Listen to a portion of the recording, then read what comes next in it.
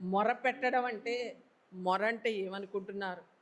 ప్రార్థన అంటే 4 మాటలు చెప్పేసి ఆమెన్ అనేసి ఏసునామములో అడిగేశామయ్యా నువ్వు చెయ్యలేదని అంటారు.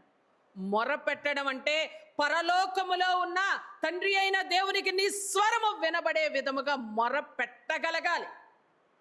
మన ప్రార్థన పెదవుల నుంచి నుదుటి వరకే వెళ్లకుండా ఉంటే పరలోకములో 7 లోకములకు అవతల ఉన్న తండ్రి అయిన దేవుని యొద్దకు నీ మొర ఎలా చేరుతుంది? కానీ దేవుడే చెబుతున్న మాట ఏంటి? నాకు మొరపెట్టుము, నేను నీకు ఉత్తరం ఇస్తాను. నీవు ప్రాణాపాయ స్థితిలో ఉన్నావు, ఒక్క క్షణంలో నువ్వు చనిపోతావని నీకు తెలిసింది అనుకోండి, అప్పుడు నీ అంతరంగం ఎలా ఉంటుంది? హిజ్కియా గారి గురించి మనం చదువుతాం. హిజ్కియా గారికి కన్నుల ముందు మరణము కనబడింది. అప్పుడు వెంటనే ఆయన వెనుక తట్టిక, సింహాసనమునకు వెనుక తట్టిక తిరిగి ఏ రీతిగా ప్రార్థన చేశారు? అదమ్మ అంతరంగపు మొర అంటే అప్పుడు వస్తుంది. మరి హిజ్కియా ప్రార్థన చేసిన వెంటనే ఆయనకి 15 సంవత్సరముల ఆయుష్ పొడిగింపు వచ్చింది కదా. ఆయన ఏమన్నా ఇంతసేపు ప్రార్థన చేసినట్లుగా ఉందా?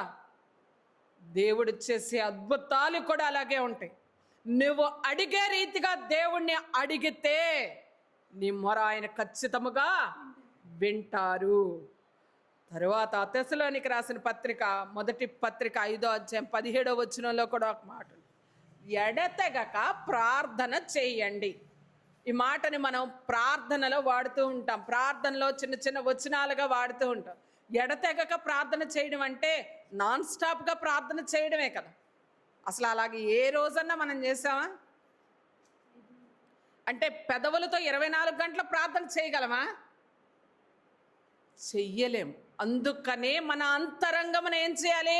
పదును పెట్టాలి.